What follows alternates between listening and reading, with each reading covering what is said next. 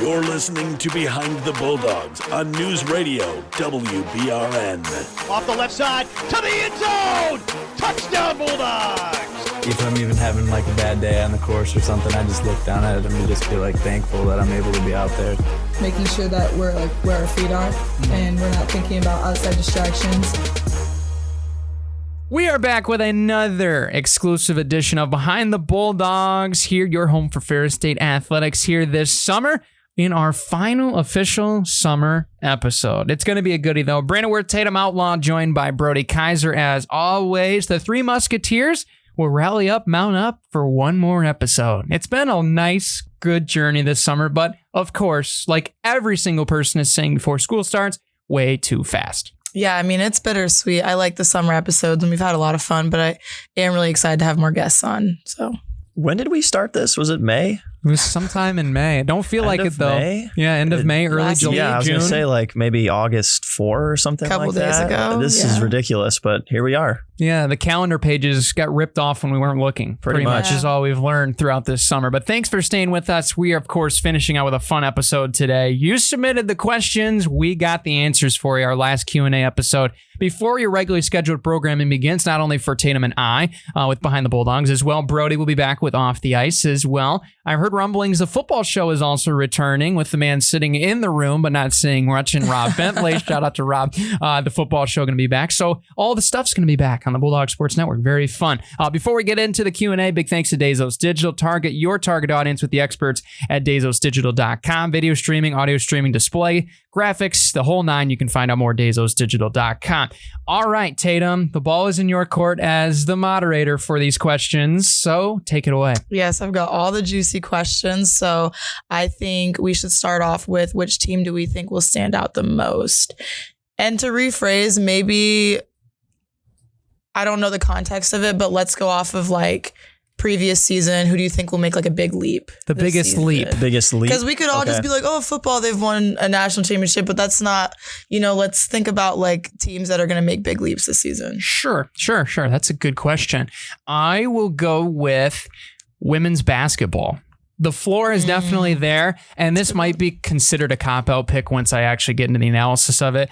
Losing KB last year, right, having injuries banged up, and a lot of those injuries really affected people that didn't even know about, right? Losing your starting point guard, right, and not only that, losing one of your starting guards, or would have been one of your starting guards in Mara Mitchell. So that, with the recruiting class coming in, I think Coach Westendorp's team is ready to rock and roll for a revenge season. They made the postseason last year, but left too short. You ask any of the players, they would agree. I think they could have a very, very good season. What is a very open GLIAC race, I think, this year in women's hoops. Yeah, I like that pick a lot. I think if we're talking about who's going to take the biggest step, I think it'll be soccer. It really feels like after the Final Four, they've kind of been grooming their young players to take that team back to the Final Four. And I think this is the year where we start to see getting back to the NCAA tournament, back in the top couple of spots in the GLIAC. So I like soccer to be the team that takes the biggest leap from last year. But if we're talking teams that will surprise, maybe I would actually say you guys, Tatum, or men's basketball, just because,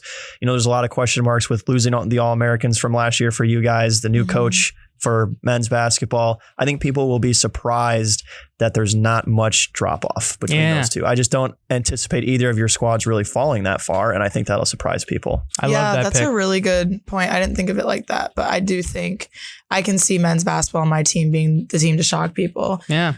I like your guys' picks. I'm going to go with softball. I feel like they ended on a good foot this year, and I think they're just going to keep using that momentum. And they've been sort of in a rebuilding the past couple of years, but they've made such big leaps each year. So I think I could see them going farther this next season. Which is very exciting considering how successful last season was. Very exciting. And they're not hanging their heads in anything. I think if anything, they're just going to keep moving from where they left off. And they have a lot of good returners too. They have a lot of young talent. So as much experience as that team had, they only lost 3 seniors. Yeah. That's hard to believe. Right. Mm-hmm.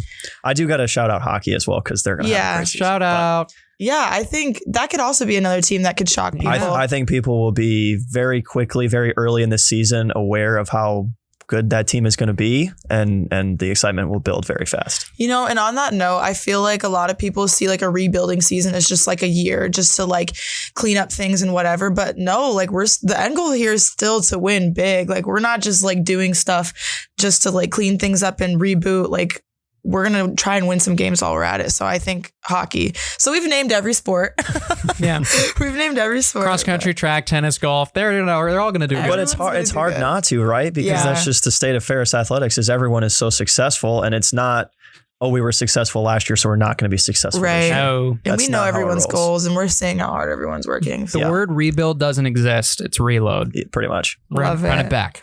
Next question, a little bit off this topic, but the status of the new dorm. Oh, yes. So a lot of students are probably, just chilling at home right now, come back to campus very soon. You probably haven't seen it yet. The cornerstones of the building are up right now. You can see that from the practice field, and the construction zone is still there. So, a lot of the parking lots right next to the halls, right next to the field, as far as in that encaged area, right? So you won't see the trees there anymore. And there's a couple of trees that got taken out on the other corner near the road that connects to the rec. I'm blanking on the name. It's either Campus or Stadium Drive. It's one of the two. Yeah. And so you'll see a little bit of it. It's not going to be complete. It's, we're not going to see a full shell probably during football season, but maybe towards the end of it. We'll have to wait and see.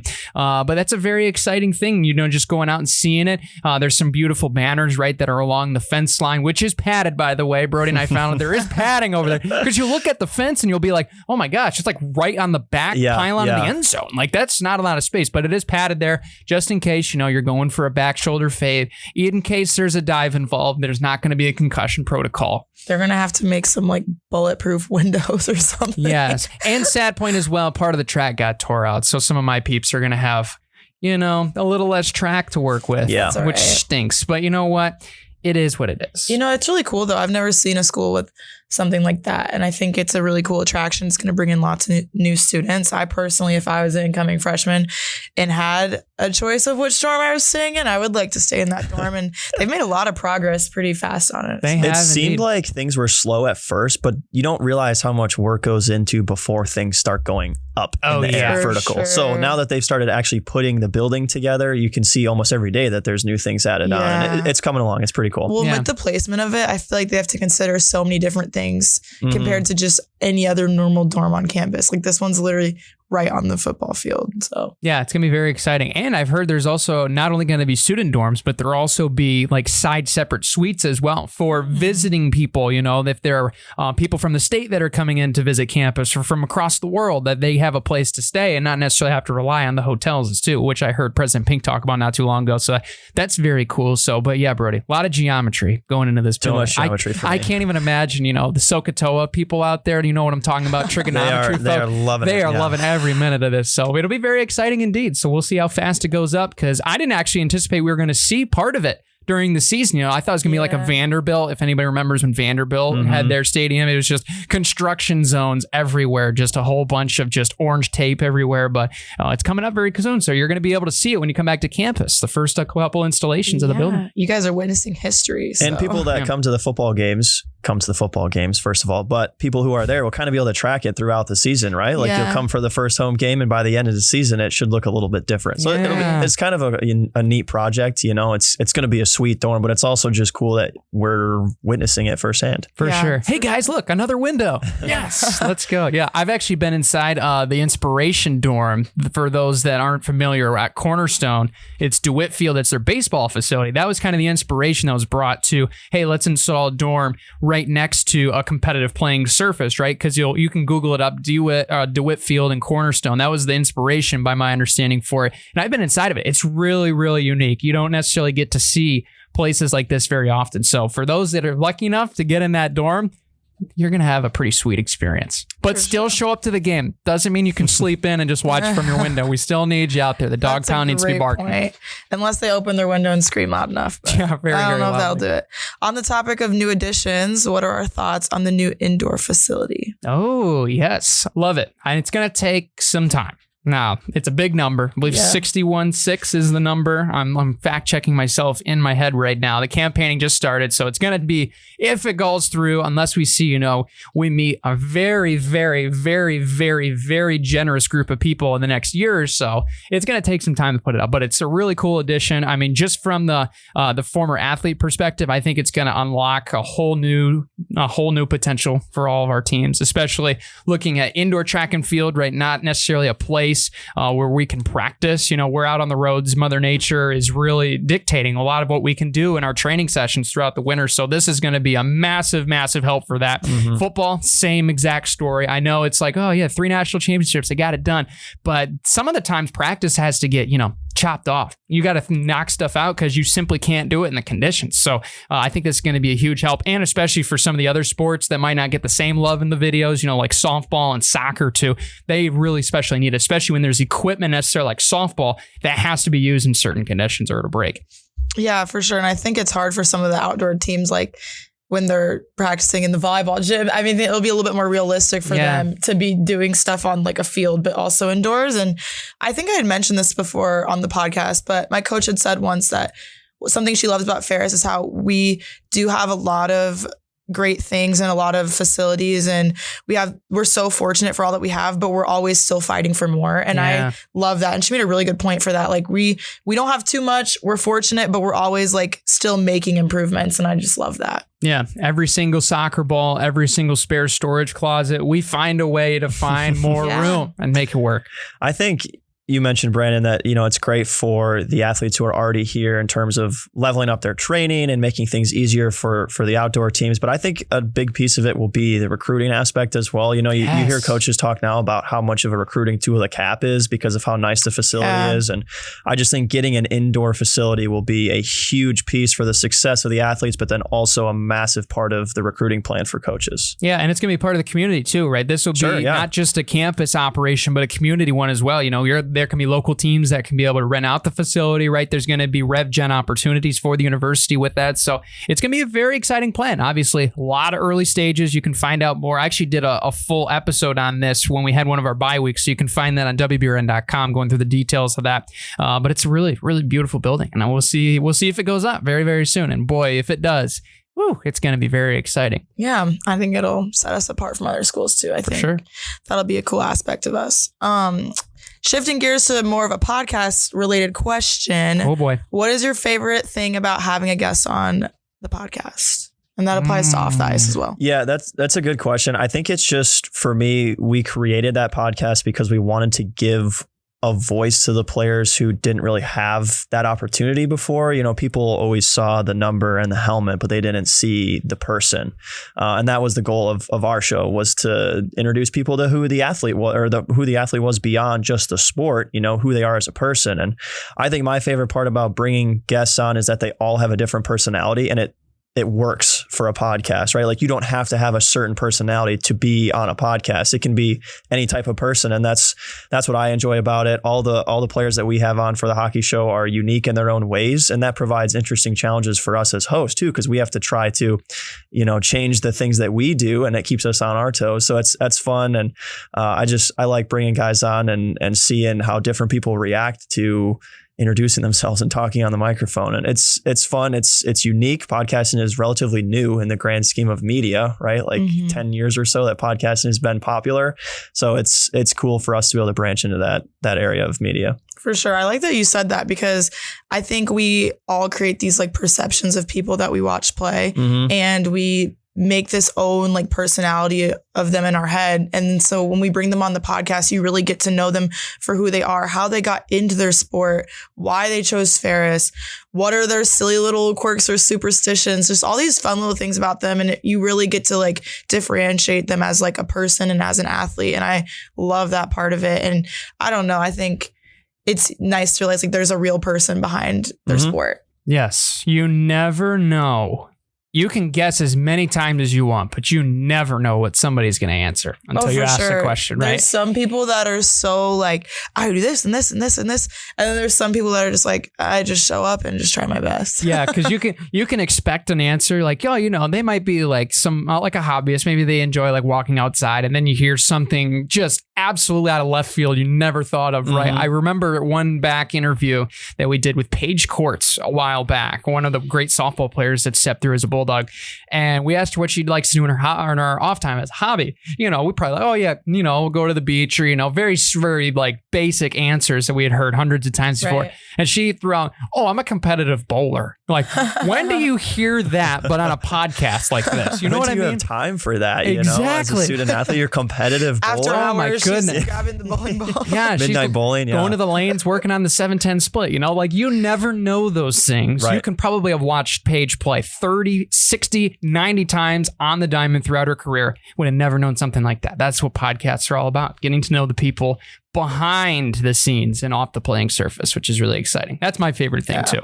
On that note, who is your favorite guest that you've had on? Oh, I can't answer that. Come on. You guys are mean. All the maybe question your most people out there. memorable one. Maybe it doesn't have to be your favorite, but Yeah. I think one that really stuck with you. I think we briefly touched on this the last Q&A. Potentially, I vaguely remember. Maybe it was phrased a little bit differently, Yeah. but I think I'll try to answer it the same way if we did have the same question. But Everyone wins. Everyone's my favorite. yeah, I do actually like every episode because of that. It's unique and there's different things to each person. But one of my favorite ones is still the first ever show we did with Logan Stein, just because he's such an amazing person and he was a leader on the team going into his senior season. That was just one of my favorite shows. And then the one with Coach Riley, because there's just so much excitement around the team going into this season. So for us to be able to bring him on, do sort of an introduction beyond his press conference, because that's all business, right? Like when you're in press conference, it's an introduction thing. Here's a new coach, boom, boom, boom. For us, we got to do the more personal touch of the podcast. So I would say those two, the first one, and ironically, the last one that we've done as of this recording. But that was back in March or April, probably. So those would be my two answers. I'm pretty sure that's how I answered it the last time, hopefully. I know you said Logan Stein last time because that got me on the tangent of why I still owe him a dinner for the award-winning interview that he gave us. He's just a great He's also just guy. easy to talk to. There's no challenge really when you're interviewing him because he's a good talker. He gives you good answers and just like I said, a great person. So for sure. I'm literally scrolling through our episodes right now just to try to remember, all of them because I remember bits and pieces of them all, but there's so many different ones that you can go through. I know, especially Tatum, we've talked a lot about the Coach Bronx and Jimmy interview, just for the playful banter between the two. I thought was really, really fun. They hit like every single emotion that episode. Oh, it was really serious, and then it was super silly, and then it was like back to serious. It was just everything. Yeah, I think the player coach, I think a lot of people, we got a lot of feedback. Yeah. And I think that might be something that we're going to more gear towards in the next coming year. So coaches, look out. You might be on deck next. But I think one of the ones that stood out to me, really kind of looking back, was Maya and Kenzie. I was going to pick that one. Oh my goodness. We're on the same telepathic vibration right now. And the reason why is because we got to see, the full long-term experience too, how they have had their journey together, both, on and off the court. And, you'd be able to see not only the player side of it, but also almost the coach-like side of it in mentoring the younger generation coming in. Not necessarily generation, but the younger players coming in, the underclassmen. And I think that was really cool. And I think also, not to mention it in the same sentence, with Bronx and Jimmy as far as repetitive nature, but very, very similar in how we hit every emotion along the way. Yeah, I was going to say Maya and Kenzie, because they really had fun the entire episode. So that one was just really fun. Lots of laughs to go around. I think I said something about coaches and players last time just to see their dynamic. But if I had to say something different, we had three twin episodes. We did. I think we did. So I thought that was just kind of cool that we were even able to do that. So I liked having the twin episodes. That was just really unique. So so we had Tim and Bob Anderson, Nate and Brandon Clarabout, and then we also had the Fernanda Ferris sisters, all within, I believe, a month span. Yes. Which was very exciting. We didn't really plan it that way, by the way. We had the sports kind of lined up. We can do another. Yeah. We can do another. Yeah. And literally, we talked to some of the people on the team that we know, and we talked with them and say, hey, who do you think would be good at an interview? And obviously they say me first, but then you actually hear you need to get the sisters on, for tennis sake. And we're like, really? That's so funny because we literally have had two sets of twins on back-to-back weeks, but we'll put that one on the book. It's just we didn't even hit funny how it works out. We didn't even hit all the twins in the complex. Like there's still more, and there's so many like sibling duos. That still good. Watch out, you're on deck next. Yeah. They're lining up. Next question. Favorite Ferris sports tradition? Sports tradition? Winning. That's a great answer. I don't know why I thought that was so funny, but that was good. Sports tradition, that's interesting. I mean, I feel like every team is kind of unique in that sense. And it's not really necessarily a tradition, I guess, as much as it is something that's been implemented in the past couple of seasons. But the hockey intro that we've done now, the pregame, I guess. Yeah. The fact that we've got flag girls out there now, we've got the video boards. I just feel like that's something that will become tradition that'll stick. Yeah. That's more on the operations side, the staff side, than the actual team side. But that's definitely something I think that has taken a step in the past few years with the help of the video boards. And that's something that I always enjoy, doing the broadcast, like taking a minute. And when I have a color person, usually Brandon, I'll let him talk and I just kind of watch the pregame show. So it gets you excited every time. No matter how 100%. Many times you've been there, like that whole intro, I'm like, okay, I'm excited now. Absolutely. I mean, more traditional tradition, I guess I would say the ringing the bell, the football guys ringing the bell after a victory. Sure. That's probably up there for me, but yeah, off the top of my head, there you go. I can agree with that. And also, by the way, I have to admit out loud, Brody is giving it to me so that I can help with him being distracted. And guess who is always distracted? This guy right here, reading the lineup charts. And then you just see like all the video stuff. And then I get caught and I'm like, oh yeah, line 2 is, it's just There's really a lot hard. going on. Yeah. There's a lot going on indeed. So, oh yeah, that's interesting. We'll go back to just rephrase the question again. I want to make sure I heard it correctly. Your favorite Ferris sports tradition? Favorite Ferris sports tradition. So I would probably say it's really tough because I think the game experience at Ferris is getting much, much better across all sports, which is something I know the fans are really excited about. I think especially the traditions of, like football, from a production standpoint, really get fun, where you have All I Do Is Win as a touchdown song. So if you hear that walking across campus, good things are happening. Right. I think those are always good. I think there's always a need for more traditions too. And I think bringing back the marching band is certainly going to be a little bit of a nostalgia feel to it. That's going to be a game changer. Yes, absolutely. I think it's going to be great. And I think right now, my favorite tradition probably right now is probably going to be the All I Do Is Win as the touchdown song. Maybe that changes in the future. Maybe, I don't know. But that's really the one off the top of my head that I'll be like, when I leave here and I come back, I expect one thing as a tradition. That's what I know is going to happen. Yeah. My team does that after every win in our locker room, which you guys aren't in our locker room with us, but we play that every time. But whenever we win a championship, we play We Are the Champions. I like that nice. one. That one because it's like, All I Do Is Win. Like we've heard it a million times. Fortunately, we've heard it a million times. But then when we get to play We Are the Champions, love that. That's just an aside. I'd say my favorite tradition, it's not really a tradition, but it kind of is because we've done it the last couple years. But I love how many people go to Texas to support the football team. Yeah. Because I don't know, it's far away. It's kind of, it's right around the holidays. Yeah, it's right around the holidays, but people make it a priority to go there. And I already have heard people talking about it, like, I can't wait to go this year. Yeah. So no pressure for the football team, but that's just a really great time. We bring so many people and I just love that. So hopefully it can continue to be a tradition. Yeah, that's cool. I would even counter with a tradition that's more than you probably think it is point 24 in every volleyball match that's home. Knocking on the door. Yeah. I would argue that that's up there too with one of the most well-known. Yes. That's a good one. Forgetting about that. That's a good one. Yeah, everyone knocks. Yeah. Or if there's like one person not on the bench doing it. Yeah. It's usually Corey. She's like, everybody knock. Yeah, you got to have somebody keep you accountable for that. But when we played in the regional and then the GLIAC championship, when the place is absolutely packed, you look around at that very last clinching point and you're like, there is so many hands right now. And it's just like, this is what it's all about, right? Yeah, fans behind team for the colors, for the emblem, for the fight itself, which is really fun. Yeah, I can't believe I forgot that one. Yeah, there's a lot of them too that we're probably forgetting that we need to know more about. Yeah, because there might be things that these teams and players do that we notice, but we have no idea the backstory behind it. Yeah, hence why podcasts like this exist. Right.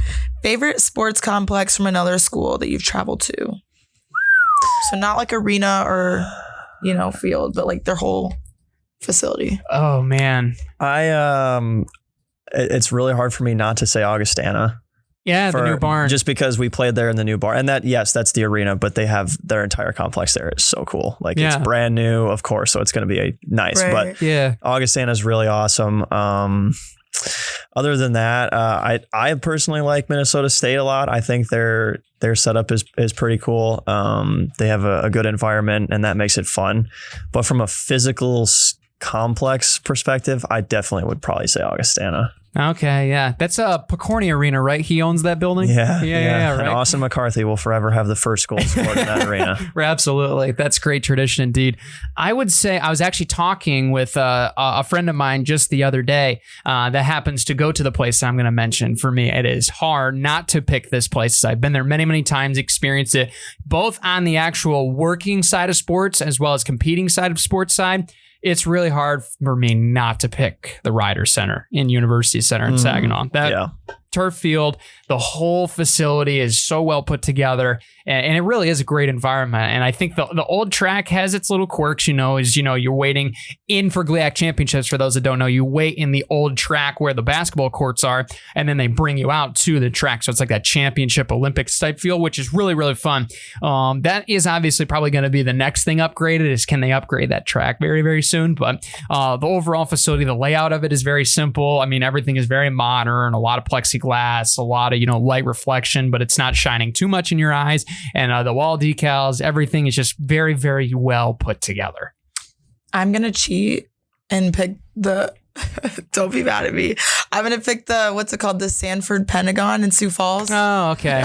I was like, wait, you're going to cheat? The Pentagon is also Sioux Falls is just the hot spot apparently, right? Yeah, like Championship Central. I know that's not technically like a school's complex, but that's such a valid answer though, because the Pentagon is awesome. It is. It's so cool. I mean, we each had our own locker room filled with all these goodies, and like they decked out our locker room to make it feel like our own. It was awesome. It's a really, really unique facility because it has the modern style to it. It's got the whole tall bowl to it, but it's got the traditions too. Like you look, the original clocks that count around the 60 seconds are still on the wall, right? But then you look 10 feet to the right, it's a beautiful new video board. It's just like, it's such a weird vibe, but it really is cool. I know Brody and I, and obviously Tatum, you were there last year. I know Rob's been there a couple of times, right? And we've hoisted a trophy in that building before for men's basketball in 18. But it really is. I mean, it's a unique facility, and there's a reason why all these NCAA championships, for some reason, somehow always end up in South Dakota, of all places, in Sioux Falls, because that venue is so good. It's just really cool how, you have the main court, obviously, but then surrounding it on all sides are more courts. There's like that's 7 courts. That's not how facilities are set up. It just doesn't usually work that way. Yeah. So it's unique and it's fun, but it works really well. Like it really does. Cool. They have a bunch of like nice fields around them too. Mm-hmm. Yes, sure do. It was so weird walking in there. We're like, oh, you guys are going to go, do warm-ups and, practice, obviously this being before the quarterfinal game.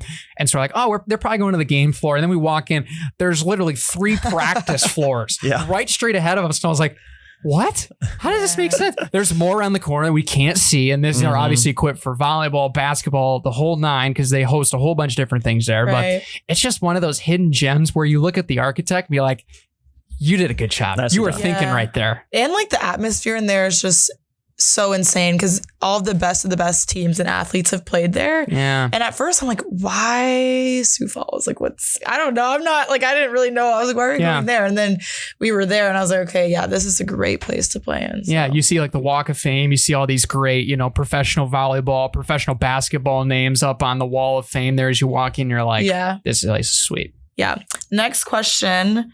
Pre-game superstitions. So whether it's something you do or maybe one that you've seen some other athletes do that you thought were really interesting. This is a good one. Well, we kind of have a unintentional podcast tradition. We turn the mics on too. Yeah. It's usually I'm giving a check, and then obviously Tatum's giving an inspirational quote, and then Brody fact checks an inspirational quote on Google just to see what Google has to say. Yep. Can you fact check an inspirational quote? Is that? I think you can. Is that how you? Mine's from the brain. His is from the Google. I just Google AI, man. Whatever they say is what we're being inspired by that day. Yeah, that's my energy for the day. It's a good little hype up before we. Yeah, I can't say. Oh man, it's tough. tough. I can see it from both perspectives because, you know, a lot of the times, you know, and I know Brody, especially, you love the preparation before getting to hockey, which I certainly love. And a lot of the times, you know, as a broadcaster, there's a lot of times where you're like, you want to get hyped, but you also, before you put the headsets on, you almost want to go backwards. You want to calm down a little bit because the nature of the game is really, really hard. So a lot of the times, you know, especially before, whether it's high school football or anything like that, you know, I usually do tactical breathing myself, you know, sets of 4 in and out, holds, those kind of things, just to get yourself a little settled down. I had to do that so many times when you guys were playing Findlay in that regional. I literally had to do it for like 10 minutes because the crowd was so amped up in warm-ups. It was just insane. You want to know that you bring that up? This isn't like a pregame superstition, but this is a superstition of mine. And this is my first time like coming forward about it. Oh, breaking news. So I always put in like one of our assistant coaches, Matt, he buys like a crap ton of gum for us. And I always put in a piece of gum before the game starts.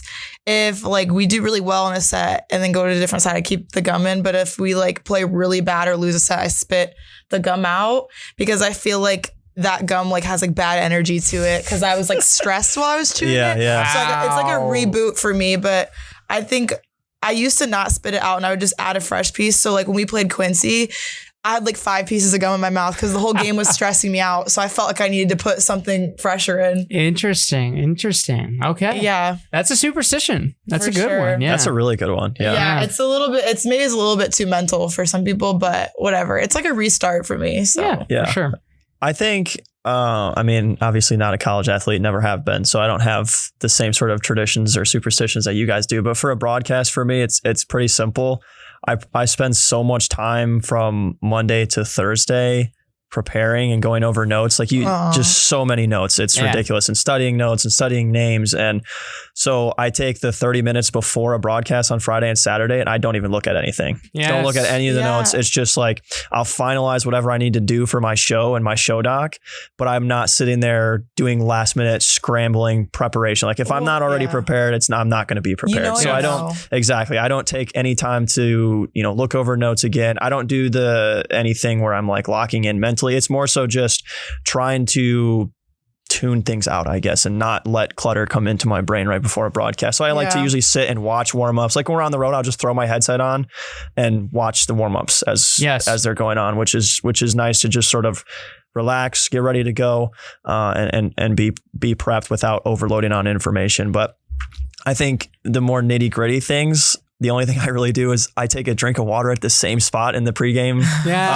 When the radio intro rolls, I take a drink of water at the exact same spot in the radio intro just to make sure. Because sometimes, when you start talking, if you're going to talk for a long period of time, your mouth might get dry. So I always try to just take a drink of water like right before I go on. But other than that, I try just to shut things out for the most part. That's a good thing. We don't want to put new stuff into your brain right before you. Yeah. For those like that are interested in the industry of broadcast podcast, normalize what you do and not the other way around. Because I hear way too many people, that are either youngsters or experienced pros that experience stress on the air because of the fact that they're doing the 30-minute before cram. Yeah, you can't do that. If you're to be truly prepared for a broadcast, you have to have so much information in front of you, and you can't possibly prepare for that even 3 hours in advance. No shot. And hockey is interesting too, because there's so many names and things happen so fast that I spend so much time studying names to make sure it's like I see a number, I know exactly who that person is, and then I need to know a little bit about that person too. So you certainly can't cram that into a certain amount of time. Yeah, a couple hours before. Yeah, that is me for volleyball too. Like you guys play way too fast. You can't keep up half the time. Volleyball is so fast. If you don't know the lingo and the rules of volleyball too, I feel like it could be really hard to talk about it because there are a bunch of random little rules here and there too. Yeah. Because even sometimes our parents will be like, "What was that called?" Yeah, right. It's just a lot. But the fingers from the tower judge. Yeah, I still don't know all of them. I'll be frankly honest. I don't know. Even all. Sometimes I'm a little bit confused because there's so much going on too.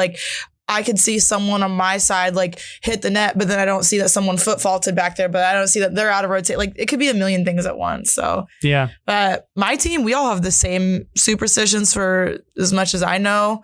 We do a 10-minute, we call it a 10-minute toughness. We do a 10-minute mental toughness routine because volleyball is so mental and it's a game of errors. And then after that, we genuinely get as rambunctious as we can, because it's also a game of energy. Yeah. And like, you really want to feel your best. So like, we definitely like get ready in the locker room. We make sure like our hair looks a good way, because it's like feel good, play good. And then like, we are turning up in the locker room. Like we're playing loud music. We're no slow songs. We're just like getting energized. We're dancing around. We're being stupid.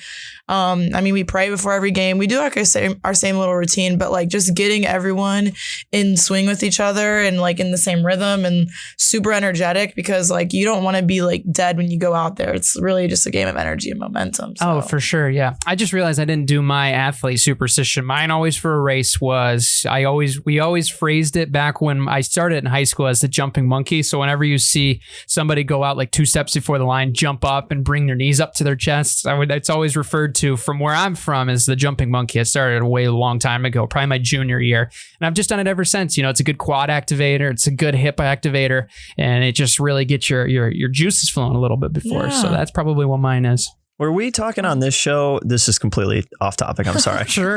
Were we talking on this show, maybe the last Q&A, about other podcast ideas, or if we started another podcast, what the topic would be? Did. I think we did. Yes. So anyways, just us talking about broadcasting, I was like, yes, well, we should start a podcast about like tips and tricks, and Tatum could be volleyball tips and tricks or student athlete tips and tricks. And then you could be, you know, running tips and tricks, mental toughness type stuff, and broadcast. I mean, we could do all sorts of different random tips and tricks. I don't know why that just came into my head, but I love I that. vaguely remembered that conversation. I was like, that's what we should do. We need to bookmark this part of the episode immediately. I'm going to go and listen to it ASAP and save it. Yeah. We could ask Paige Courts about how to bowl really well. Yeah, and that kind of stuff. Exactly. You could bring guests on to do their own tips and tricks, right? That's such a good, and I feel like so many athletes have different like hobbies too that they're really good at. Oh, it just can't be, you know, like they can't do their own sport. You know, you can't bring a football player on and be like, okay, tips and tricks for. Tell me how to run a route well. Yeah, it's got to be something a little more interesting. Hey, how do you do your cleat tape the right way? Right. That kind of stuff, you know? And then the trainers can get involved in that too. That's such a good idea, Brody. We're gonna have to spread the wealth, because $1 million idea. Yeah. Maybe we'll put up a poll, see what the people think. Yeah. Would you be interested in that? We're obviously interested in it, as we'd be Clearly, the presenters, but would the class have enough students? That would be the question mark for them. So I love that. Great idea though. My gosh. Sometimes, every now and then. Every now and then. How much time do we have? We have time for a couple more. Okay. We're obviously running long already, so. Okie doke. Let's get to Crimson and red or old maroon red? Oh man. Or just like your opinion on our colors anyway. So I think I might go against the general consensus. I like the new colors over the old colors. I was the same. I'm the same. I way. thought you were So going is to say same maroon. way. Yeah, Oh, no. So the old maroon, it's a great touch. Like I'm looking at one of the helmets we have in the studio right now. That's the old maroon color. It just really puts off like a burgundy vibe for me. And I'm not there. Like if it's going to be like red, I want Florida State, like maroon red. And our old color wasn't quite there, even though it is the same FSU. But so many teams are trying to be more vibrant and more lively with their color schemes. And the maroon just doesn't really achieve that. Where our new colors are more along those lines, where the color like jumps out at you, right? Like everything's about, again, looking more vibrant. When you edit a photo, you're trying to make the saturation look better, and the colors jump off the page. And the old school colors just don't really do that, I don't think. Yeah, I think I would rather go to a San Francisco 49er, like more of a red and gold, than I would a maroon and yellow or maroon and gold. Yeah, I think that's where my brain is with the aesthetic part of it. But I think there's people out there that I've heard actually like the maroon and gold better. The maroon just like kind of just like, maybe because it is like old Ferris style, but just gives like old and like dusty to me. No offense. I love red, so maybe I'm biased also. Like red's my favorite color, but it's just so like something about like a bright red just gives like strength and like dominance, and it's just like, yeah. And then like something about maroon to me just gives like, it's not quite there for you. Yeah. I don't know. Not a fan. Okay. Yeah. But the yellow, I'm fine with it. It's like, it's like a little pop. It's not too much. It's not overbearing. Yeah. And it's not mustard, listeners. I know that's all we got comments for with the football uniforms. It's not mustard. I like the football uniforms. I think they're growing on people. I really do. Yeah, I like them. Favorite sports movie? Ooh. It is so hard not to say Remember the Titans for me. I feel like, okay, first of all, it's a great story. Second of all, the acting is so good. Like Denzel, phenomenal actor. I think that's one of his best movies. Yeah. He played that role so well. And that, I think that movie is sensational. It's honestly it's probably in my top 10 favorite movies just in general, but it's for sure my favorite sports movie. And then, older movies like The Sandlot's really good, but that's more of like a fun movie. It's not quite as dramatic and heartthrobbing. So I would say Remember the Titans. That one's my favorite too. I also like The Boys in the Boat because my team watches that a lot. And that's like the whole theme of everything we do. I mean, like there's so much more to rowing than we know. And we kind of embody that throughout our team. And I think that's led to a lot of our success because we kind of have something to like fall back on in some sort of like guidance. But also like this isn't, I mean, it's a sports movie. It's not really though, but like the Creed movies are awesome. Oh, Creed's so good. Sure. Yeah. I mean, Rocky's technically a sports movie, right? True. I mean, like I would say performance. There's just other little bits of drama thrown in there because they're a little bit more like modern and popular. But I mean, it's still, I feel like is still in the sports movie category. Yeah. Okay. And Miracle. Like, I mean, dang it. I was going to say that. Yeah. Just cut that little part out where I said it and jump to now. Cut this one real quick. No, Miracle was going to be one of my picks. I have two. I get torn between Miracle and Moneyball. Moneyball's very good. Those are both really right there for me. I think the analytical side and the persistence of Moneyball I really like because it relates a lot to my life story personally, not to get too somber or deep on this podcast. But then, of course, like Miracle is just like the ultimate underdog comeback story. How can you not like that? Yeah. And it's the red, white, and blue. It's the Stars and Stripes. What better? Yeah. There's another more low-key movie. I don't even know if you guys have heard of this one. Trouble with the Curve. Yes. Clint Eastwood is like an old school scout basically for baseball. And there's this generational prospect coming through whatever, but he can't hit the curveball. So Clint Eastwood is using his eyeballs instead of all the analytics, and he's like, this guy's not going to make it. And it's a good movie. Yeah. It's really good. And who gets signed instead of him? The Peanut Boy. That was helping him at the stadium. What a story. Oh, that movie's so good. What a great story. Yeah. That's a good one. Those are all the questions. That's all of them? All of them. Wow. Unless you guys have a question or an idea or anything. Well, we can't get too creative on the podcast because then the fans won't have anything to do. True. Yeah. Well, those are all good ones. Now I just kind of want to go watch sports movies the rest of the day. Sure. Honestly. So I thought Air was pretty good, by the way. If have you guys seen that yet? Air on Amazon. It's the story of Michael Jordan getting him to Nike. Does Happy Gilmore count? Happy Gilmore too. Oh my I still haven't seen the second one. I have to see it. Yeah. I haven't had a chance to watch it. The first one's so good. The first one's good. The second one's not going to be as good in a movie sense, but the memory, the casting, it's worth one watch. Sure. Yeah, I'll say that. I won't spoil who's in it, but there's some people in there. I know there's maybe one or two cameos. Yeah. I think somebody did a count of actual it's well-known crazy, celebrities. right? Like it's like 68 cameos. It's great marketing insanity. though, because I've never seen Happy Gilmore, and then I'm like, there's all these people in it. Like, now I want to watch it. So yeah. I mean, great you're marketing. talking people across all different sports.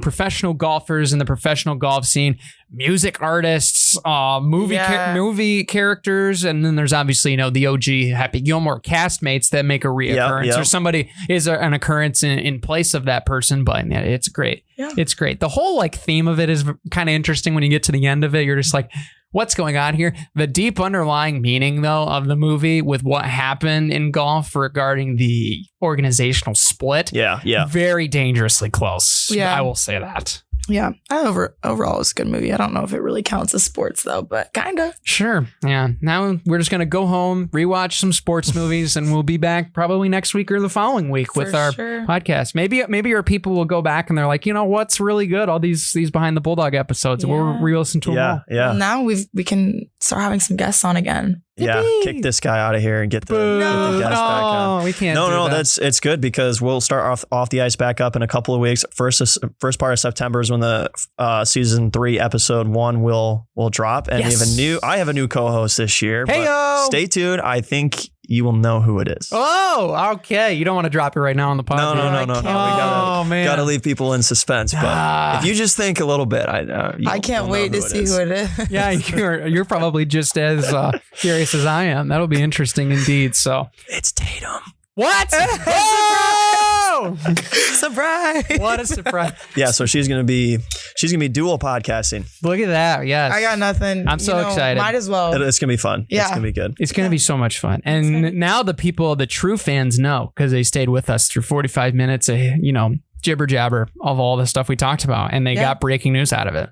There you go. Yeah. I can't wait. Yeah. And if somebody asks, don't tell them, make them listen to the whole episode. For sure. All 45 minutes. No, I wouldn't make you do that. But at least scroll. There are high-speed scrubbers for a reason. You can scroll through. Anyway, thank you all for tuning with us this summer. It's been really fun. Brody, it's been great to have you as always. Yeah, thanks. Great tradition here to bring you on the summer. Sure is. It's fun. I enjoy branching out a little bit, getting to talk on the air about some other sports besides hockey. It's a nice break, but yeah, I'm definitely ready for hockey season. Yeah. Back up. Yes, and I am too. It looks like everything's coming together. We'll have a great crew again. Yes, It's going to be absolutely. really fun indeed. So that's going to do it, folks, for the whole summer. We'll be back with our regularly scheduled programming. You can catch us Behind the Bulldogs on WBRN every Saturday, 3 o'clock as well on 107.7 FM, WBRN.com, and your podcast platforms, Spotify, Apple, and such. You can also catch Off the Ice as well, starring Brody Kaiser and newly dubbed co-host Tatum Outlaw. Yeah. Starting, and that will be on Sunny 97.3 as well as it will be on podcast platforms. So you can check that out.